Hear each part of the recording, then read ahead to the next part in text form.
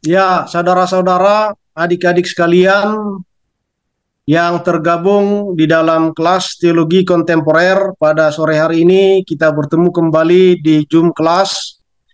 Kita akan berdiskusi tentang teologi ortodoksi radikal.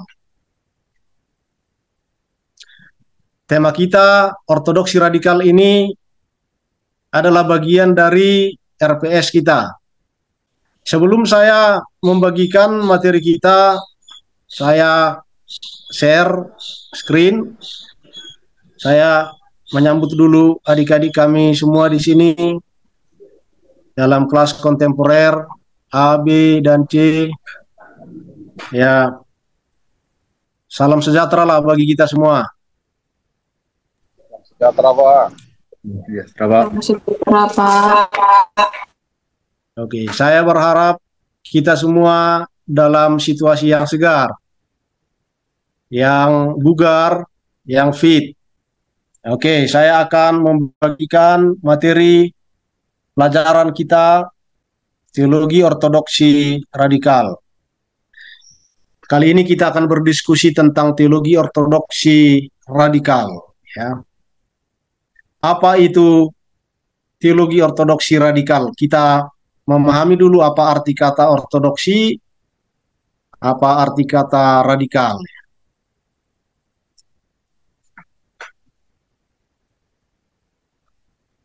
Ya, ortodoksi artinya kembali ke kredo dengan komitmen yang kuat. Ya. Lalu kita mau menggali kembali teologi patristik dan teologi medieval abad tengah.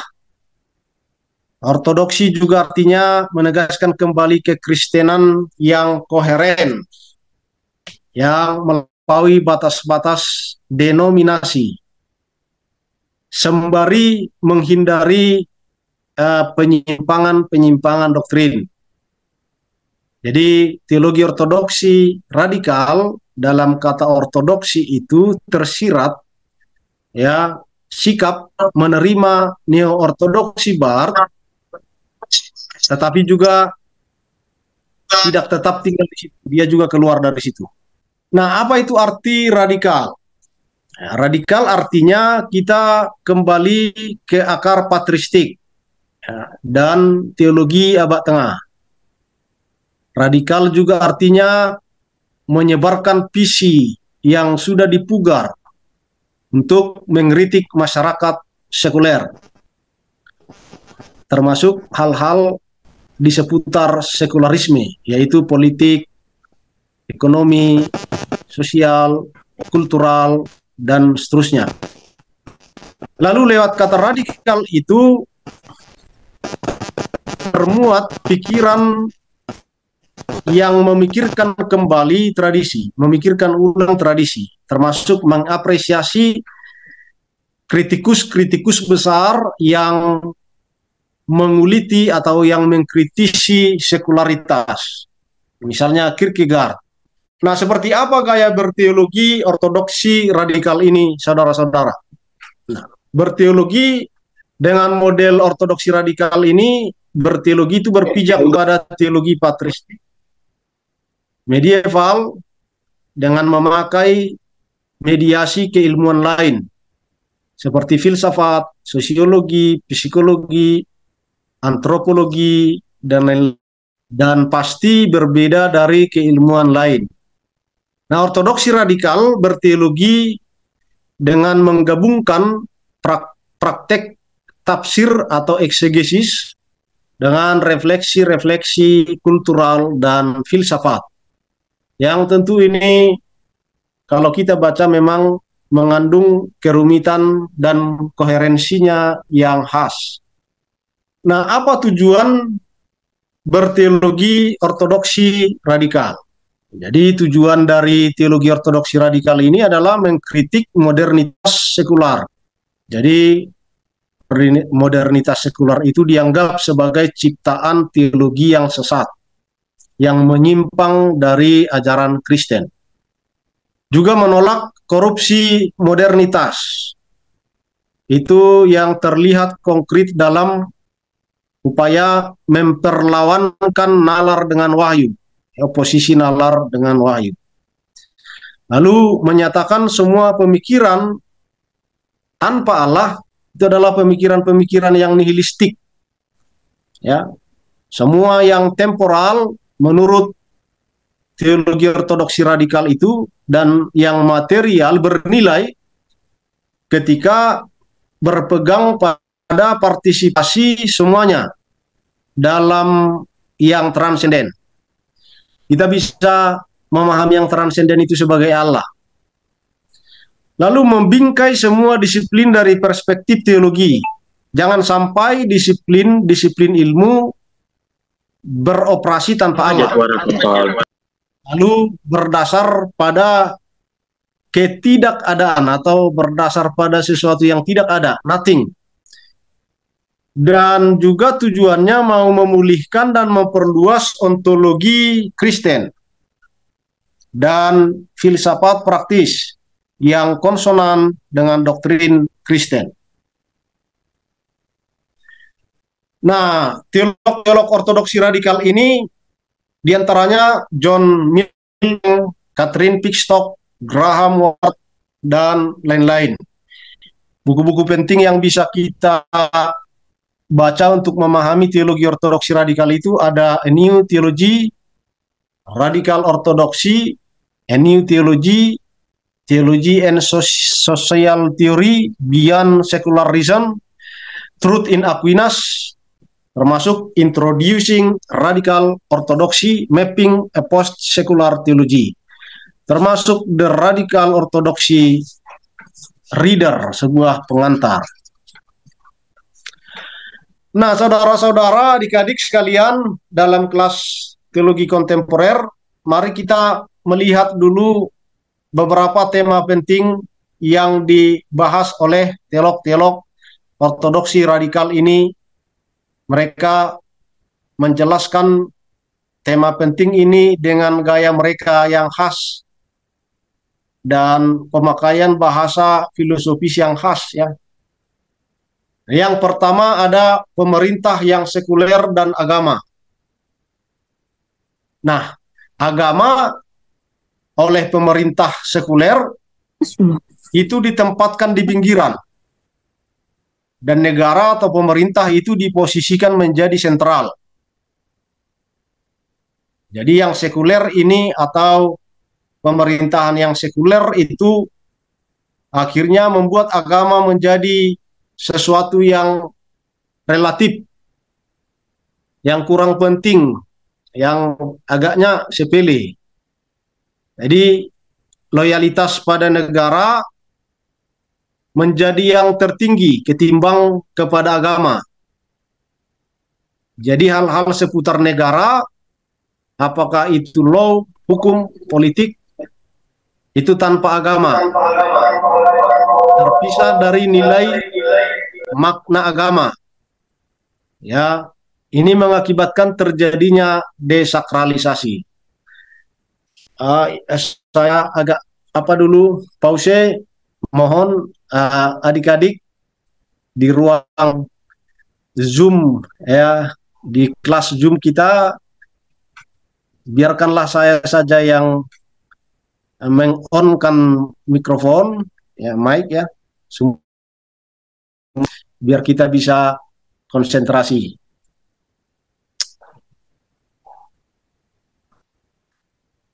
Lalu yang kedua, konsep partisipasi atau partisipasi di dalam sang transenden. Jadi entitas atau keberadaan yang substansial berada di dalam ciptaan sejauh entitas-entitas itu ambil bagian di dalam sang transenden. Nah, keyakinannya adalah bahwa karena Allah yang melimpahkan keberadaan itu. Jadi ciptaan ada bukan dari dirinya, tetapi akibat dari pemberian Allah. Akibat dari pemberian Allah. Sehingga dengan demikian Allah harus relevan dengan kebenaran apapun. Jadi filsafat dalam kaitan dengan ini tidak boleh terlepas dari teologi. Teologi dan filsafat keduanya harus berelasi. Nah, hal ini untuk menjauhkan filsafat jatuh pada kecenderungan mendasarkan dirinya pada sesuatu yang tidak ada, nothing, sesuatu yang tidak berdasar, groundless, atau filsafat yang sesat. Jadi nalar pun di sini harus direlasikan dengan iman. Yang ketiga ada Kristus dan gift atau pemberian dan eksepsi atau unik, eksepsional. Nah, Kristus dipahami, diyakini sebagai the supreme gift atau pemberian tertinggi Allah itu dalam inkarnasi. Jadi pemberian Allah ini ditolak di salib oleh orang-orang yang tidak percaya, tetapi diberi lagi penuh kelimpahan dalam kebangkitan untuk tujuan kehidupan yang penuh dengan keselamatan. Kristus dipahami sebagai figur yang eksepsional, unik. Sebab lewat narasi Passion, Injil akhirnya dapat dipahami. Kurban Kristus atau Kristus sebagai kurban mengakhiri segala kurban yang ada. Ya. Lalu terbangunlah pengampunan di atas kurban Kristus, dan itu terkait dengan pengakuan terhadap pemberian Allah dalam Kristus, dan kemudian melahirkan pujian syukur di dalam liturgi atau ibadah, kidung-kidung pujian kita. Ini penjelasan yang sangat menarik dari teolog ortodoksi radikal tentang Kristus sebagai gift. Lalu ada tema penting lain berikut, teologi dan politik. Nah, politik didominasi oleh negara. Agama dibatasi jadi urusan privat sempit. Ya, yang sentral di ruang publik, ya akhirnya urusan-urusan politik, negara, hukum, politik, ekonomi, dan lain-lain.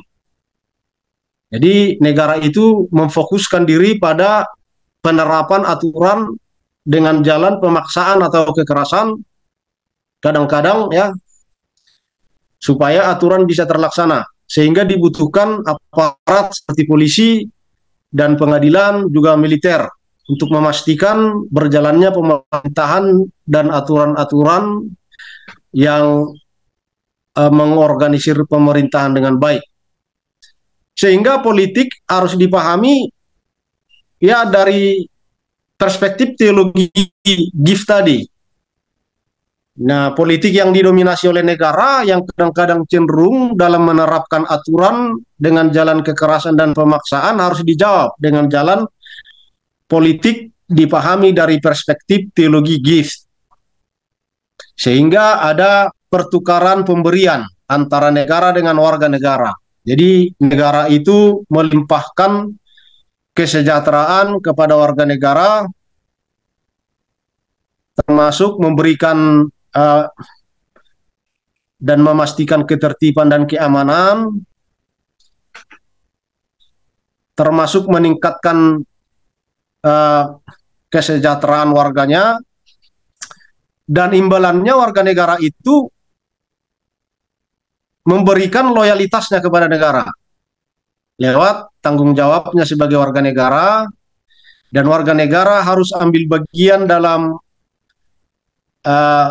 rule atau pemerintahan negara, pemerintahan pemerintah ya di dalam negara. Jadi warga negara tidak boleh dipinggirkan, tetapi dilibatkan dalam penyelenggaraan pemerintahan di dalam negara. Nah, ini menarik membaca politik dari perspektif teologi gift-nya ortodoksi radikal itu.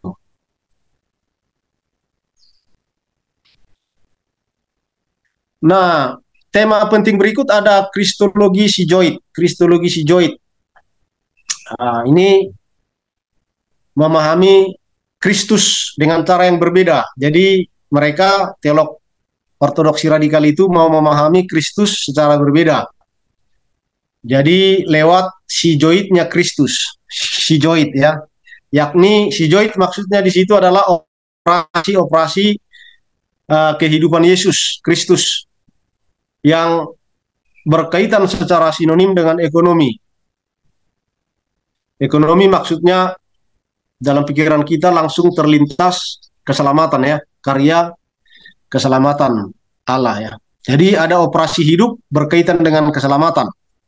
Konsekuensinya adalah upaya untuk meneliti kembali hakikat Allah manusia dan hakikat tubuh Kristus.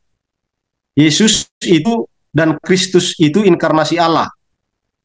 Itu kedua-duanya mau dikoherensi, tidak dipisah-pisahkan. Jadi tubuh Yesus manusia dan tubuh Kristus inkarnasi Allah. Nah, operasi tubuh Kristik itu antara lain bisa kita pahami dari gerakan indera, touch, feeling, flow as such, ya, atau aliran-aliran semacam kenosis, leroma, dan topos, relasi-relasi. Jadi tujuan penelusuran operasi itu, saudara-saudara, adik-adik, memulihkan sisi adernis Kristus dalam kristologi kontemporer. Jadi teolog ortodoksi radikal ini menganjurkan mestinya kita melakukan dekonstruksi bahasa dan kategori untuk membahasakan inkarnasi. Nah, kita bisa belajar dari Tertullianus dan dari Athanasius. Nah, Kristus menyatakan apa arti menjadi manusia, maka dengan demikian adik-adik kita tidak dapat memproyeksi bahasa kita menjelaskan Kristus. Ya, justru yang terjadi dekonstruksi bahasa dan kategori untuk mengalimatkan inkarnasi. Jadi dari Tertullianus dan Athanasius kita menegaskan bahwa di seluruh hidupnya Yesus itu tidak pernah berhenti menjadi Allah, sehingga manusia dapat menjadi ilahi. Nah, Kristus hijo artinya hidup Kristus manusia sejati itu bebas dari hasrat kapitalisme yang syarat fetisisme, pengilahan terhadap kapital, uang, dan hasrat-hasrat duniawi. Jadi manusia sejati itu tak lepas dari produksi dan reproduksi sosial. Artinya dia tidak terpisah dari dari sosial. Ini penekanan kristologi pada dimensi sosial, sangat menarik. Ya, Kristus hijoid dari perspektif teologi ortodoksi radikal. Lalu ada yang terakhir, pokok penting pembahasan teologi ortodoksi radikal itu tentang Allah dan nihilisme. Ya. Jadi kita pahami nihilisme itu kan berdasar pada Allah yang sudah mati, atau ultimatum Allah sudah mati. Nah, sementara dalam teologi dan metafisika kita meyakini bahwa Allah adalah ground of beings as a whole. Jadi dasar dari semua berada sebagai sebuah keseluruhan yang utuh. Nah, ini kan bertentangan. Di satu sisi nihilisme memaklumkan Allah mati, di sisi lain teologi menegaskan Allah itu yang hidup dasar dari dunia, dasar dari segala sesuatu. Nah, nihilisme berdasar pada sesuatu yang bukan Allah. Lalu apa dasarnya, adik-adik? Ya, dasarnya adalah subjek manusia dan will to power, kehendak untuk berkuasa. Jadi kita menolak nihilisme ini. Karena apa? Karena nihilisme itu sendiri sebagai sebuah pemikiran dan sebagai sebuah kehidupan berujung kepada pemikiran dan kehidupan yang berdasar pada yang tidak, ya, groundless, ya. Karena bagi kita Allah adalah ground dari segala sesuatu. Maka nihilisme karena memaklumkan Allah sudah mati, maka berdasar pada sesuatu yang tidak ada. Atau kalaupun berdasar pada subjek manusia, maka subjek manusia tanpa Allah itu pun juga akan akhirnya berujung kepada kehidupan atau pemikiran yang punya dasar yang rapuh. Ya. Jadi saudara-saudara, adik-adik, semua yang ada being, ya, ada sebagai konsekuensi dari keberadaan Allah. Nah, itu ditegaskan kembali oleh teolog ortodoksi radikal ini. Jadi menurut mereka nihilisme jangan ditabukan, tetapi dijawablah. Nah, karena apa? Karena bagi teolog ortodoksi radikal, ranah nihilisme itu bisa menjadi tempat kita untuk mewartakan penebusan Kristus. Jadi nihilisme sebagai sebuah tempat atau situasi modern yang tidak bertuhan, ternyata tempat-tempat yang tidak bertuhan itu pun bisa menjadi tempat bagi kita untuk mewartakan penebusan Kristus. Artinya apa? Wacana-wacana diskursus teologi kita harus tetap berlangsung dengan keyakinan kuat bahwa dasar dari diskursus dan keberadaan kita itu adalah Allah, ground of all grounds, gitu ya. Lalu apa kemudian yang kita bisa lanjutkan? Adik-adik sekalian, setelah kita mendengar penjelasan tentang teologi ortodoksi radikal itu, saya memahami bahwa ini hanya semacam pengantar saja bagi kita untuk kemudian pergi menyelami teologi ortodoksi radikal berikutnya. Sehingga dengan menggali gaya berteologi, ulasan-ulasan teolog ortodoksi radikal itu, ya, yang membahas semua hal di seputar yang sekuler dan yang sembari bersekukuh. Jadi mereka bersekukuh bahwa segala sesuatu harus melekat dengan Sang Transenden. Ini sangat menarik untuk kita telusuri dan kita gumuli. Juga komitmen kuatnya pada tradisi, teologi dan doktrin Kristen. Ini menginspirasi kita untuk berteologi secara fruitful, menjawab secara apologetik maupun non-apologetik bantahan-bantahan terhadap kekristenan, termasuk dalam mempertanggungjawabkan iman kita secara rasional, filosofis, praksis, dan partisipatif. Demikian adik-adik sekalian, kita yang tergabung dalam kelas kontemporer, materi yang Bapak sampaikan kiranya bisa diserap, diikuti, dan memperoleh pemahaman yang memadai tentang teologi ortodoksi radikal. Selamat berteologi ortodoksi radikal. Nah, kita akan membuka diskusi. Saya memberi waktu, tempat kepada beberapa dari antara kita untuk mengajukan pertanyaan-pertanyaan atau boleh juga kontribusi pemikiran, ya. Silakanlah.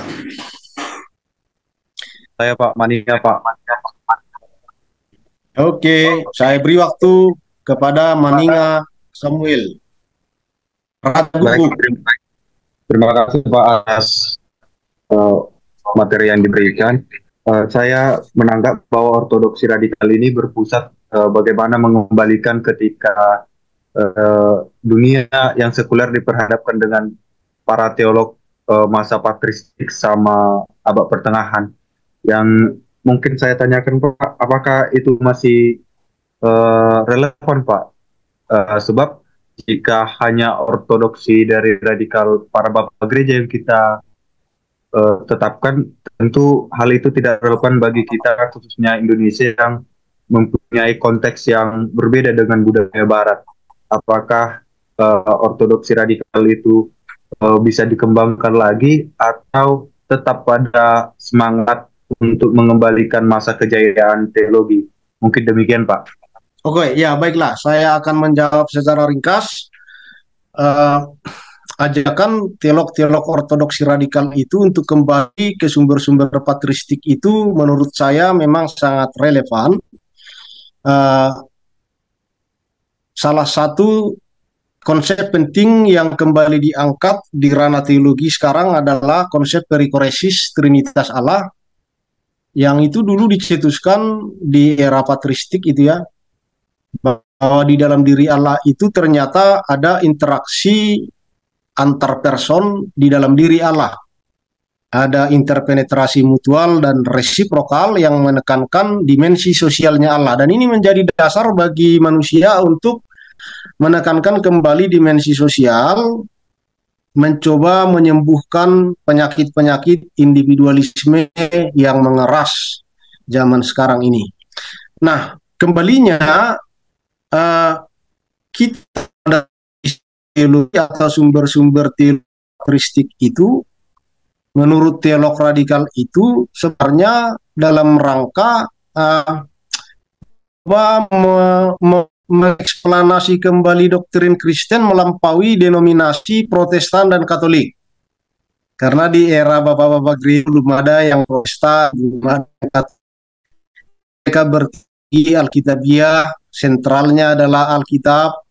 Jadi belum ada ajaran Protestan, belum ada ajaran Katolik, yang ada ajaran kekristenan yang berpusat pada Alkitab. Jadi menurut saya sangat relevan. Dan gaya berpikir imajinatif kita ya yang rada romantis, ya, saya pikir kalau digabung dengan berpikir rasional dan logis Barat, malah lebih bagus lagi. Teologi kita akan menjadi semakin utuh. Ya, penekanan yang imajinatif dengan yang logis itu akhirnya membuat penjelasan-penjelasan teologi kita lebih kaya lagi. Dan juga kita membaca buku-buku dari bapak-bapak gereja itu, Agustinus, Athanasius, itu sangat menarik. Saya sendiri pernah membaca Agustinus, memang isinya sangat baguslah, menghantarkan kita memahami doktrin kekristenan itu. Demikian jawaban singkat saya terhadap Maninga. Saya beri waktu kepada salah seorang atau satu lagi penanya lah, ya, atau yang memberikan masukan kontribusi pemikiran begitu. Ya, sembari menunggu teman kita yang memberi kontribusi, nanti materi saya share lah ke kita ya, lewat ketua kelas masing-masing. Ya, mana Rian? Ya, Pak. Oke, mana Andreas? Oke, saudara-saudara adik-adik sekalian, kalau sudah tidak ada lagi yang bertanya dari antara kita, saya mengakhiri perkuliahan kita Zoom kelas teologi kontemporer pada sore hari ini. Salam sejahtera bagi kita. Ya, terima kasih atas partisipasi kehadiran kita. Sampai bertemu kembali di kelas kita teologi kontemporer di ruang kelas 8, 9, 10, 11. Dan semoga materi yang Bapak sampaikan dapat ditangkap, diserap untuk mengembangkan lebih lanjut pemikiran-pemikiran teologi ortodoksi radikal demi kebutuhan-kebutuhan kita di akademis maupun dalam pelayanan kita sebagai calon-calon pelayan mahasiswa-mahasiswa teologi di STT HKBP. Salam sejahtera bagi kita semua. Salam sejahtera. Salam sejahtera, Pak.